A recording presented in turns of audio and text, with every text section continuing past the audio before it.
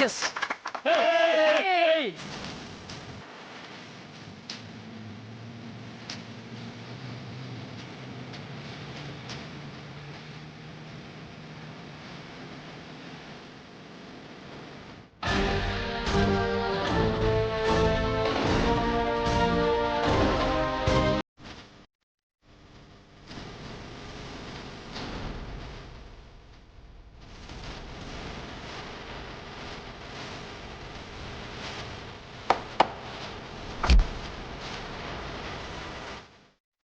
Yes!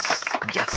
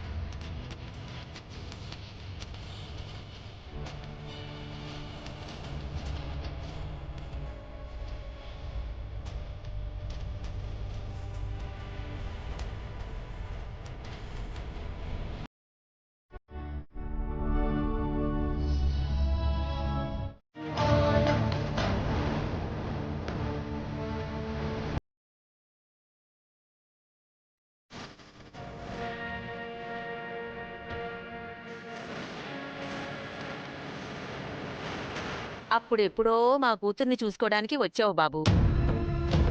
నువ్విలా చిరునవ్వు నవ్వుతుంటే అప్పుడు చూశాను. ఆ తర్వాత పార్వతి ముచ్చటపడింది. నీకు పెళ్లి చేసేశాను. ఎంత గొప్పగా చేశామో పెళ్లి. నా కూతురు అంగరంగ వైభవంగా బతుకుతుందనుకున్నాను. ఎందుకంటే మీకు పొలాలు, స్థలాలు, ఊళ్ళో జనాల నీరాజనాలు అబ్బో ఒకటి కాదు, రెండు కాదు, ఎన్నో ఉన్నాయి. పేరు, పలుకుబడి చాలా ఉన్నాయి. కానీ ఇంట్లో మాత్రం ఆధునిక సౌకర్యాలు ఏమీ లేవు. అవి తెచ్చేలాగా పురమాయించమని మా ఆయనకి ఎన్నోసార్లు చెప్పి చూశా. ఇప్పుడు ఆయనే పోయారు. ఒక్క సామాను కూడా రాలేదు. అందుకే నేనొచ్చా. అవన్నీ వస్తాయి. అవన్నీ రావాలంటే అదిగో ఆ దండ నీ మెళ్ళో ఉండాలి. కాదు కాదు, నీ ఫోటోకు ఉండాలి. బతికుండగానే నీ ఫోటోకి ఇలా దండ వేసేయాల్సి వస్తుందని కల్లో కూడా అనుకోలేదు బాబు. ఇలా దండ వేస్తే తప్ప బయటున్న ఫ్రిడ్జి లోపలికి వచ్చేలా లేదు. ఎందుకంటే ఈ ఇంట్లో నా మాట, నా కూతురి మాట చెల్లట్లేదు. ఆ ఫ్రిడ్జ్ నువ్వు ఒక్కడివే తీసుకురాగలవు.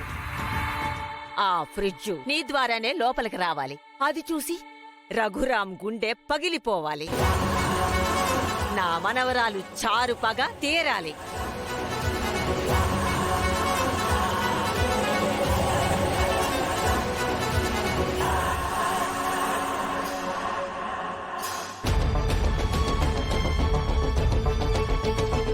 తోడికోడలు చేసిన పరువు తక్కువ పనికి తట్టుకోలేకొచ్చాను. ఏంటి పరువు తక్కువ పనే? రామలక్ష్మి పరువు తక్కువ పనులు ఎప్పుడూ చేయదు. పుట్టింటి పరువు కాపాడడం కోసం మెట్టినింటిని నెట్టేట ముంచడానికి కూడా వెనకాడదు. దాని గురించి మాకు తెలుసులేండి. మీరు వెనకేసుకు రాకండి. కరెక్ట్ గా చెప్పారు అత్తయ్య. మామ ఎప్పుడు రామలక్ష్మిని నెత్తి మీద పెట్టుకుంటారు.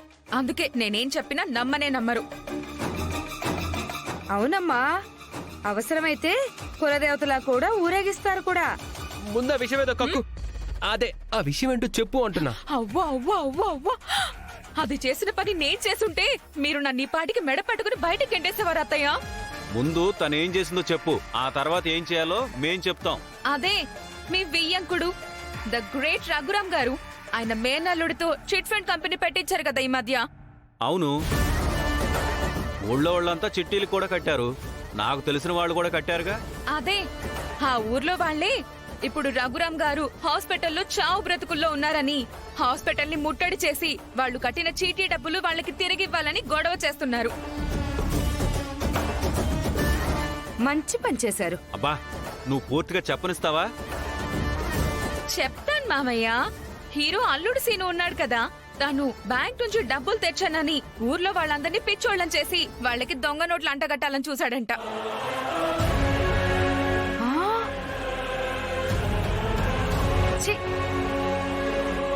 ఏం మాట్లాడుతున్నావు అస్మిత? ఇది పచ్చి అబద్ధం. నేను నమ్మనుగాక నమ్మను. ప్రూఫ్ లేకుండా నేనేది మాట్లాడాను మామయ్య. అవి దొంగ నోట్లన్న నిజం అందరికీ తెలిసిపోయి దాంతో అందరూ రివర్స్ అయ్యి మీద పడి కొట్టినంత పనిచేశారు. ఆఖరికి రఘురాం గారి అంబులెన్స్ ఆడు కూడా కదలనివ్వలేదు. అప్పుడు రంగంలోకి దిగింది మీ ముద్దుల కొడలు రామలక్ష్మి, పుట్టింటి పరువు కాపాడ్డానికి.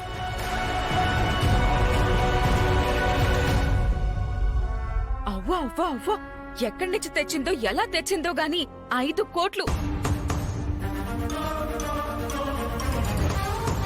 అక్షరాల 5 కోట్లు. అత్తయ్య వింటున్నారా? మావయ్య మీరు కూడా వింటున్నారు కదా? 5 కోట్లు తెచ్చి చీటీలు కట్టిన వాళ్ళందరికీ పంచింది.